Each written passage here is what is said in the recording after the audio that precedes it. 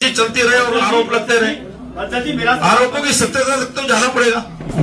बंसल जी मेरा सवाल है क्या भाजपा के ये दिन दिखने बाकी रह गए कि बीजेपी के मंडल अध्यक्ष महिला है पार्टी में थूक रही है, ये दिन देखने बाकी रह गए थे क्या? देखिए मैंने पहले बताया ना कि जो चीज है नहीं हवा में भूत खड़ा करके भूत है ये प्रयास कर रहे हैं और कुछ लोग भावना में आकर के उस प्रकार का भी करते हैं।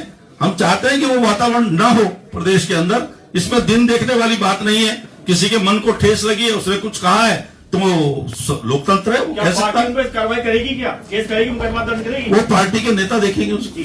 नरेश बंसल जी, आप कह रहे हैं कि उर्मिला राठौर के एनपीडब्ल्यू कट के हैं, जो आपका पूर्व विधायक है जिसने ये सारी बयान दिए हैं, उर्मिला राठौर ने सिर्फ रिकॉर्डिंग करी है और हम तक पहुंचाई है। क्या उसके एनपीडब्ल्यू अभी तक कटे हैं और दबीश दी जा रही है? पत्रकारों को तो रात को ही दिल्ली से गिरफ्तार करके वापस देहरादून लाया जाता है। एक पूर्व विधायक को लाने में इतना समय क्यों लग रहा है? देखिए अभी ये तो पुलिस प्रयास कर रही है, एनबीडब्ल्यू करने पड़ेंगे तो वो भी करने पड़ेंगे, कोर्ट के माध्यम से होता है, एफआईआर दर्ज करके। एनपीडब्ल्यू हो गए, हाँ हो गए। राठौर के एनपीडब्ल्यू नहीं हो रहे? होंगे, उसके भी होंगे, उसको छोड़ा थोड़ी जाएगा। जब तक दोनों नहीं आएंगे, दोनों के बयान नहीं होंगे, तब तक सत्यता पता नहीं लगेगी और दोनों को ही लाया जाएगा। फोरेंसिक जांच भी होगी। बंसल जी किसी भी प्रकार की जांच से नहीं बचेगी। 2 दिन आगे पीछे हो सकता है। दूसरा एक सवाल हो रहा है नरेश बंसल जी, आप कह रहे हैं कि कांग्रेस माहौल खराब कर रही है। क्या आप मानते हैं कि कल के आंदोलन में सारे कांग्रेसी थे? मैं कहता हूँ जो भी थे अलग थलग, तो मैंने कांग्रेस उसको लीड कर रही है, लेकिन जो लोग मकान में घुस करके बैनर फाड़ रहे हैं और महिलाओं से दुर्व्यवहार कर रहे हैं उनको अलग थलग करना उनका कर्तव्य नहीं है क्या? वो पुलिस ने चिन्हित करे, उनके पास कांग्रेस का झंडा दिखाई दे रहा है। पुलिस को चिन्हित करने चाहिए थे, कौन लोग थे वो? भाई पुलिस आंदोलन का सवाल है कि उससे भी चिन्हित करेगी। चिन्हित तो बाद में होगा ना, जो चला गया पुलिस तो अपना काम कर ही रही है, चिन्हित करेगी। पुलिस को एकदम पता है क्या कि कोई कोटे में जाने वाला है? चिन्हित किया है, उसकी वीडियो आई है, उसके हाथ में कांग्रेस का झंडा है। अच्छा एक चीज और आता है, एक सवाल मेरा था कि सारा मामला जो दोबारा से रीओपन हो रहा है, जो बवाल मचा हुआ है वीआईपी को लेके मचा हुआ है, ठीक है। अंकिता भंडारी अपनी चैट में लिखती है कि अंकित गुप्ता उसके रूम में आया, उसने कहा कि आपको स्पेशल सर्विस देने कुछ गेस्ट आ रहे हैं। तो क्या ये उससे पूछा गया अंकित गुप्ता से कि वो वीआईपी कौन थे? अगर पूछा गया तो आप रख सकते हैं उस बात को, जानकारी दे सकते हैं कि उसने क्या जवाब दिया था? पुलिस ने अपनी रिपोर्ट में, जिसको कोर्ट ने भी माना है कि 16 तारीख की घटना है, 18 तारीख को 16 तारीख को उनकी आपस में बात हुई होगी, जो भी होगी। जब से नहीं फैक्ट्स गलत रख रहे हैं आप। 16 तारीख को उनकी ये जो वीआईपी का जो जिक्र है वो 18 तारीख को आया और 19 को उसकी हत्या हो गई है। इस पे आप बात कीजिए। मतलब या तो फैक्ट सही रखिए आप पत्रकारों के सामने प्लीज। मैं फैक्ट्स बिल्कुल सही रख रहा हूँ। 16 से 18 का जिक्र कोर्ट में भी है।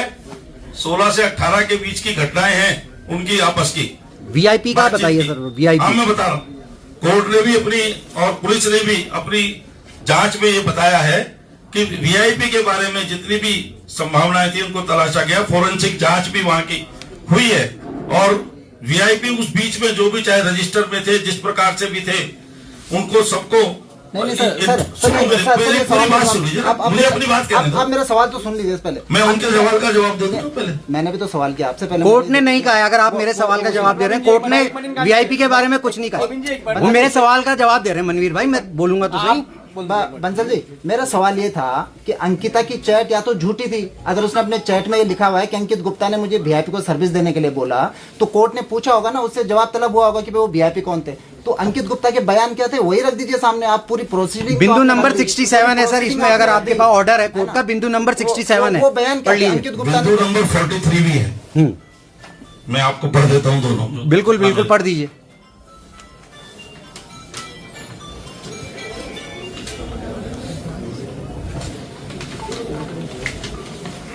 कोर्ट में सब चीजें रखी गई हैं।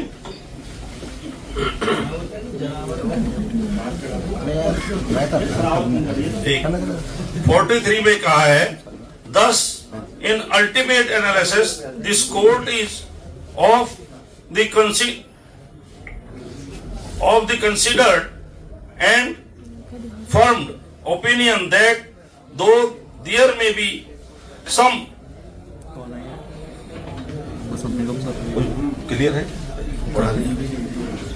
some initial hiccup at the initial stage of the investigation while the revenue inspector and regular police were investigating the case before formulation of SIT, but it cannot be stated that the investigation of the case is proceeding to improper direction with biased attitude. ये तो आप high court का order पढ़ रहे हैं। Court का पढ़ रहा हूं। हाई कोर्ट का है ना? उसकी लीगल पोजीशन क्या है आज के दौर में, ये बताइए। कोर्ट में सारी चीज आ चुकी है, सब पर चर्चा हो चुकी ये है। हाई कोर्ट का ऑर्डर, उसके बाद ये एस्टेब्लिश हुआ। सर मैं एक काउंटर कर लेता हूं कि हाई कोर्ट का ये जो आप ऑर्डर पढ़ रहे हैं ये निचली अदालत के आदेश आने से पहले है, और जब एसआईटी की जांच ऑनगोइंग थी, अब फैसला आ गया है, उसमें वीआईपी का पता नहीं लगा है, तो इसका लीगल जो एस्पेक्ट है वो चैलेंजेबल है।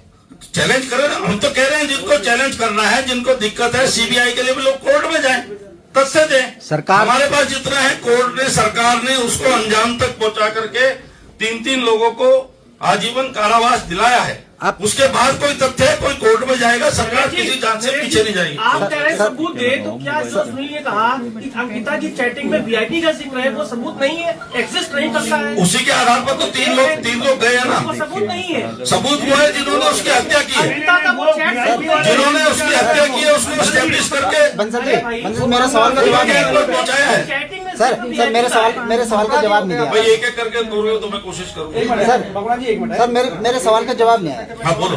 मैं ये बोलना चाह रहा हूँ, मेरा अनुरोध मेरा अनुरोध सबसे ये है कि आप डिबेट न करें, अपने क्वेश्चन का जवाब मिल जाए, न मिले तो आप लेकिन आप डिबेट न करें। ना मिले तो चुपचाप बैठ जाए। डिबेट नहीं करनी।